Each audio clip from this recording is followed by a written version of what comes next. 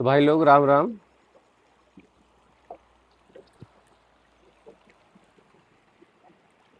तो भाई लोग राम राम।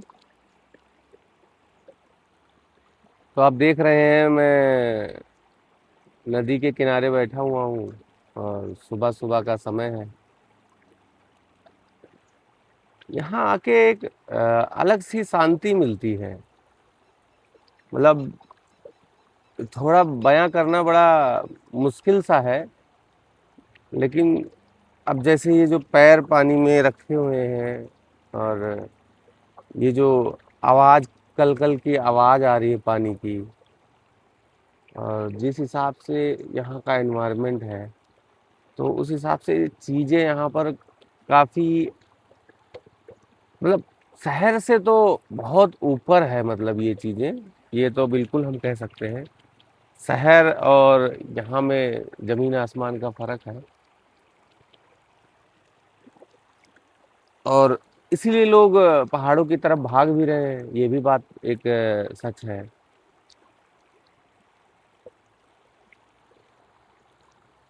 और हम भी उसी दौड़ का हिस्सा हैं। आपसे क्या ही झूठ बोलना। तो उसी दौड़ का हिस्सा हम भी हैं, हम भी शहर में हैं, नौकरी कर रहे हैं, काम कर रहे हैं। पैसा पैसा पैसा, हर तरफ पैसा ही। लेकिन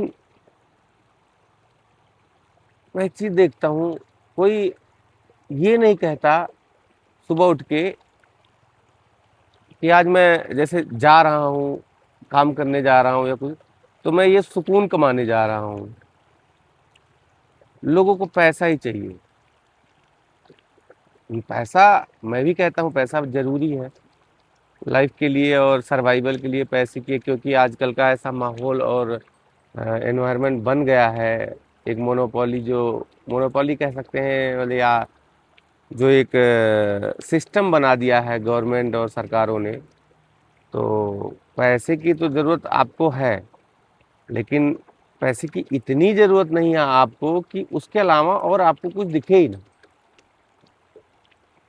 तो बात बस इतनी सी है कि थोड़ा सा हमें हटके और कैसे चीज़ों को अच्छा करना पड़ेगा। जैसे मैं अपनी बात करूं तो मैं नॉर्मल पढ़ाई कर रहा था। पढ़ाई करने के बाद मेरे को ऐसे आया कि मैं कुछ बिजनेस करता हूं। तो अब बिजनेस में मुझे ये नहीं समझ आ रहा था कि मैं क्या बिजनेस करूं।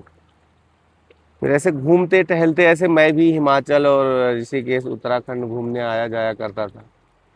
तो घूमते घूमते मैं पहुंच गया मनाली, हिमाचल, हर जगह घूमा। तो वहाँ मुझे पहुंचने पे ये पता चला कि कुछ नई चीज़ें भी हैं जिसको हम अगर एज अ बिजनेस करें तो उसमें हम पर्यावरण को भी थोड़ा सा सपोर्ट कर सकते हैं, नेचर को बचाने में भी मदद कर सकते हैं, और प्लस आप अपनी ज़िंदगी, रोज़मर्रा की ज़िंदगी भी चला सकते हैं। तो ये करते करते मुझे आया ख्याल हेम्प का। जैसा कि आपको मैं बार बार बताता रहता हूँ कि मैं एक कंपनी चलाता हूँ जिसका नाम मनकीब है, और हम लोग टोटली इको फ्रेंडली प्रोडक्ट बनाते हैं। आप जिसमें देख लीजिए sling bag, tote bag, backpack, bag से रिलेटेड जितनी भी एक्सेसरीज बनती हैं हम सब बनाते हैं। अब फिर कहते हैं कि आप ये कैसे बना लेते हैं। अब ये बताते हैं कि ये हम लोग जो बनाते हैं टोटली इको फ्रेंडली होता है।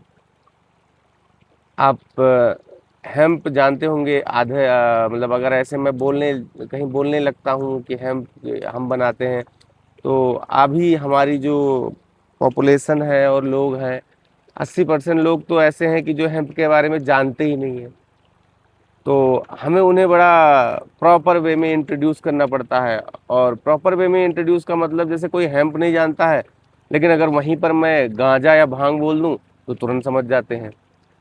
और हाँ, तो बेसिकली मेरा काम गांजा और भांग वाला ही है, लेकिन वो नशे वाला नहीं है, ये इंडस्ट्रियल है। इंडस्ट्रियल है कैसे?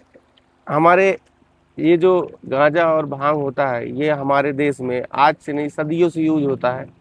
लेकिन कुछ बाहरी लोगों ने, बाहरी चीज़ों ने इस पे दबाव बना के इसको यहाँ पर ही अपने ही देश में बैन करा दिया है, जो अपने ही देश की दुनिया की सबसे बड़ी औषधि थी। और ये एक विडंबना है कि जिस देश में जिस चीज की जिस औषधि की शुरुआत हुई, वही औषधि के पौधे को उस देश में बैन कर दिया गया। तो मेरा तो सवाल सरकार से हमेशा रहता है कि ये बैन क्यों है। आप अगर गांजा या भांग को अगर प्रॉपर वे में चैनलाइज करके अगर इसको यूज करवाएं, काम करवाएं, तो मेडिसिन के लाइन में इतना ज़्यादा योगदान है इसका। आप देख सकते हैं, आप कपड़े बना सकते हैं, आप बैग बना सकते हैं, आप मतलब आजकल तो इनके ईडेबल प्रोडक्ट भी बनते हैं, तो हम ईडेबल भी प्रोडक्ट बना सकते हैं। लेकिन क्या है ना, लोगों को इसकी पड़ी नहीं है। तो हमने एक इनिशिएटिव लिया है, छोटा ही है, आप लोगों का सपोर्ट रहेगा तो आगे जाएगा जैसा भी होगा। तो हम इसी को प्रोसेस करके, इंडस्ट्रियलाइज हेम्प को प्रोसेस करके हम फैब्रिक बनाते हैं, और उसी फैब्रिक से फिर हम बैग बनाते हैं, जो हम आजकल बेचते हैं। आप देखते होंगे natural hemp, pure hemp, Himalayan hemp kind of करके ढेर सारे बैग मार्केट में चल रहे हैं। तो वो यही होते हैं।